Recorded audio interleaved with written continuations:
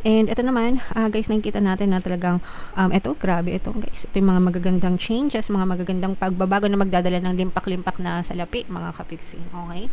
So, kanina nakita natin na may mga blessings pero may mga balakid sa mga blessings nyo guys. Pero kapag na-overcome nyo itong mga balakid na to, usually guys, ang balakid sa mga blessings, yung mga negative emotions, no?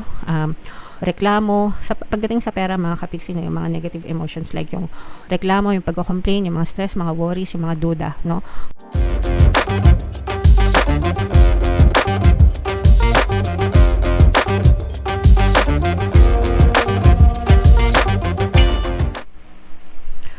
Hello guys, hello Cancer, welcome back to Pinoy Pixie Tarot. Ang pamagat ng episode natin for tonight is Happy New Year Kapalaran, Chinese New Year Kapalaran guys. Para sa Cancer, Sun, Moon, Rising Sign, and Venus. So unahin natin tong deck na to guys. Tingnan natin yung mga mensahe para sa inyo, mga kapiksi ngayong Chinese New Year. For some of you guys, maaari nagkakaroon ng konting conflict, konting misunderstanding sa loob ng pamilya, mga kapiksi. And for some of you, maaring yun din yung nagiging sanhi kung bakit ito kasi abundance, mga kapiksi, no? Kasaganaan. So, probably for some of you, baka medyo kulang kayo ng oras sa pamilya, mga kapiksi. Ibig sabihin, kulang ng oras, kulang ng usap, ganyan, bonding, ganyan. And for some of you, yung mga negative emotions na yun, guys, maaari nagkakaroon din ng impact para sa masaganang pamumuhay sa loob ng tahanan, especially kung merong mag-asawa, no, na hindi nagkakaunawaan, nagkakaroon ng problema, mga kapiksi. So yung mga problema sa relasyon guys, sometimes nakaka-apekto rin yan sa pasok or sa daloy ng biyaya sa tahanan, mga kapiksi. Kaya kung meron kayong mga issues sa pamilya nyo, sa mga partner nyo or specific person, mas maganda na maayos yung mga gusot na yun, kasi yung mga negative emotions nang kakaroon ng impact sa mga blessings sa buhay, mga kapiksi. Pero nakikita rin natin na with this energy, no, nagsisimula na kayong mag-move on, mga kapiksi, no, sa mga negative circumstances sa buhay nyo, which is good kasi ibig sabihin na nakakalaya na kayo. Unti-unti na kayo makalaya doon sa mga negative emotions na yon, mga kapiksi. So kailangan talaga guys ng forgiveness, acceptance, understanding, pagiging compassionate, mga kapiksi, no, yung pagiging maunawain, malawak yung pang-intindi guys, no. So para magkaroon talaga ng harmonious na relationship, mga kapiksi. Okay, so comment down below Cancer if feeling nyo nakaresonate kayo dyan sa mga mensahe na yan. Tignan natin yung ganap sa inyo guys sa papalapit na Chinese New Year. Shuffle ko to, mga kapiksi. Habang sinashuffle ko to, panoorin nyo muna yung video natin regarding sa ating paano mag-manifest ng abundance video course. Kapiksi, sawa ka na ba sa mga struggles at hirap sa buhay mo? Masipag ka ba at masikap sa buhay ngunit hindi ka pa rin umaasenso? Ilang beses ka na bang nag-attempt mag-negosyo at mag-invest pero palagi ka pa rin nalulugi? Sa pagkakataon na ito ay maaaring may subconscious beliefs ka na nagiging balakid sa iyong pag-unlad at pagyaman. Introducing, paano mag-manifest ng abundance video course.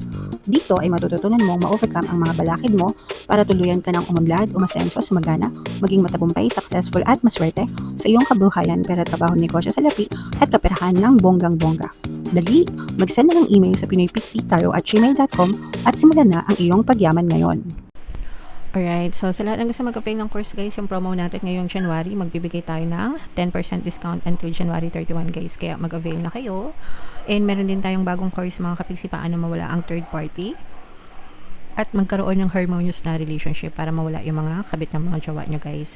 10% discount din yan until January 31. So i-avail nyo na guys, sobrang ganda.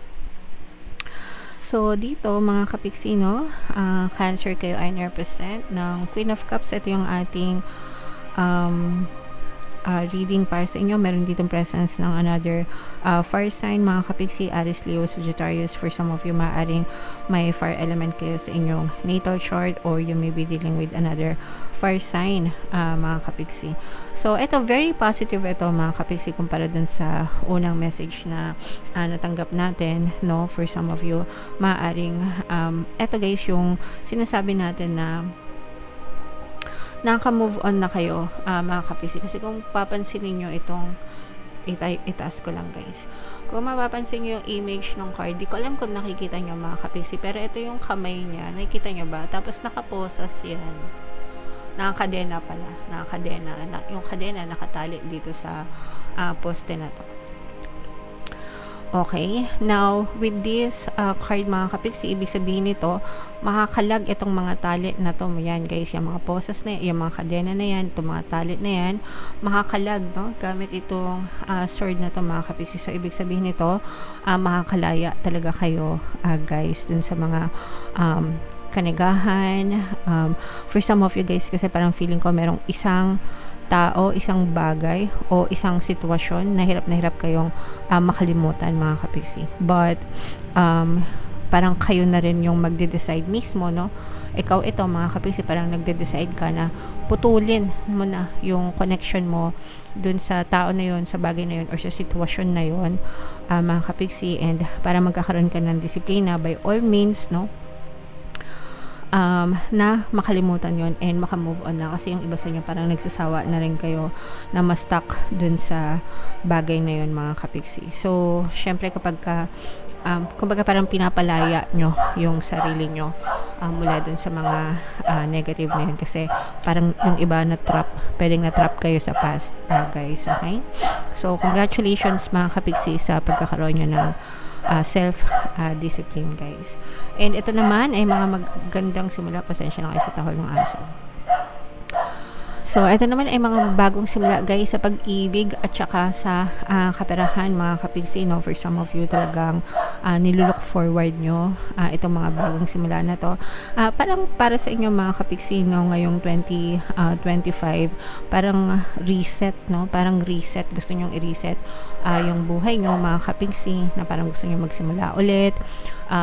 Perhaps wala kayong masyadong nakitang progress sa buhay nyo last year, no? Kaya parang ngayon mas dedicated kayo, nagsiset kayo ng mga bagong goals, whether sa love man yan or sa kaperahan, mga kapiksi, pero willing kayo na mag-start muli, mga kapiksi, i-reset yung buhay nyo para towards your goals, towards your desires, guys, okay?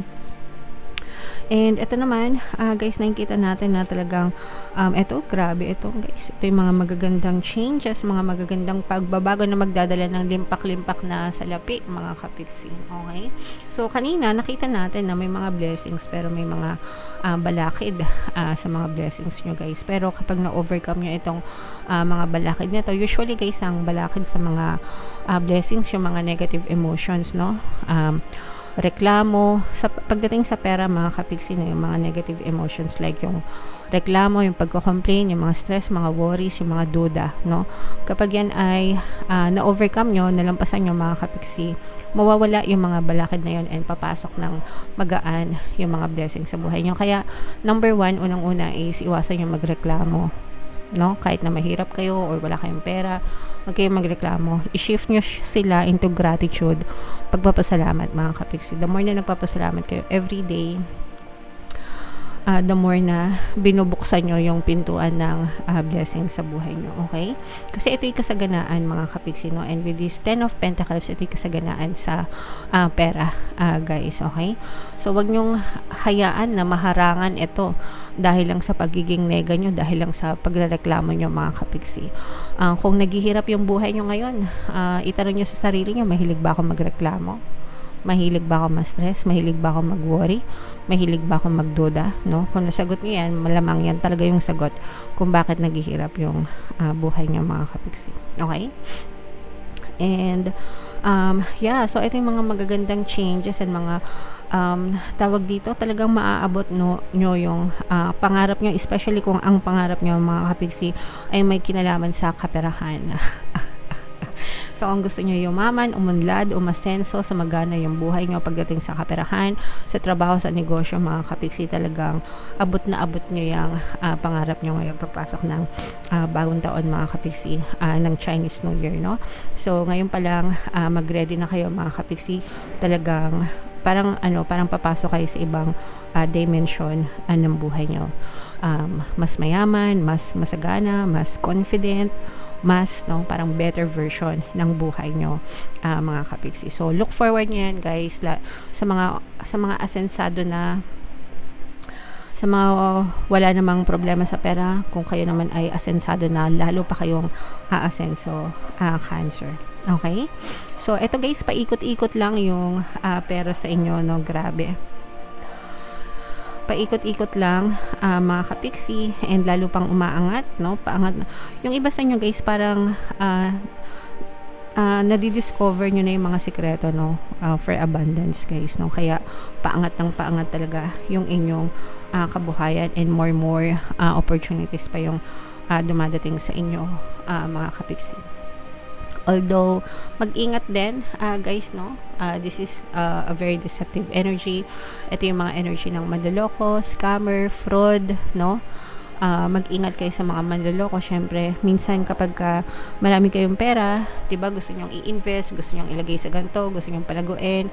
Pero minsan, kapag hindi sapat yung kaalaman nyo, naloloko kayo, 'di ba? Natatakbuhan kayo ng pera. So, mag-ingat kayo sa mga ganong klase ng scam, mga kapiksi. So, pera nyo yan, dapat pinapahalagahan nyo, 'di ba? Pinagtrabahuhan nyo yan. So, wag nyong hayaan na makuha basta-basta ng ibang tao, guys.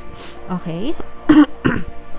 Alright, so comment down below, mga kapiksi, no, if feeling nyo naka-resonate kayo dyan, and i-mind nyo na yan, guys, sa comment section.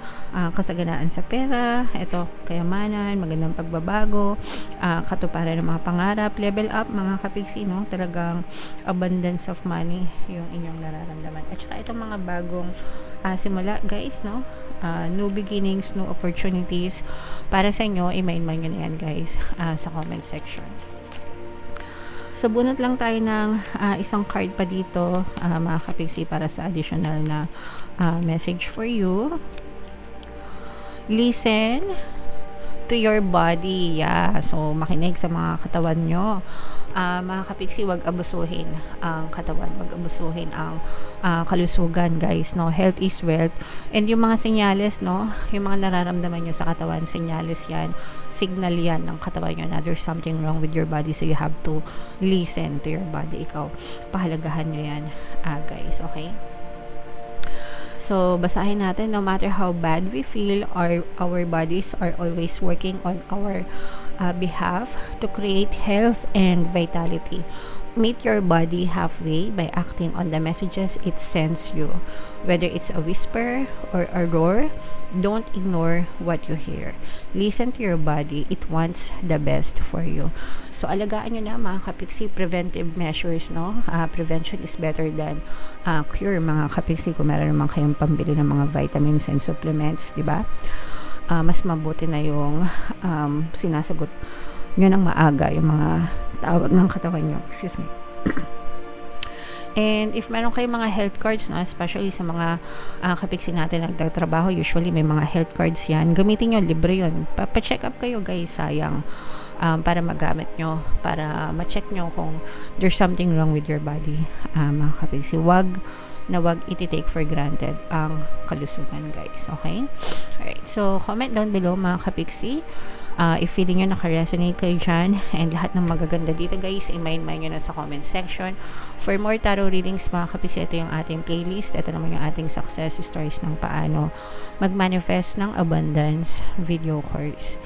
Click here to subscribe, guys. Ito yung ating mga pampaswerte subliminals. Thank you for liking, sharing, and subscribing. See you again next time. I love you all. Have a nice day. Bye-bye.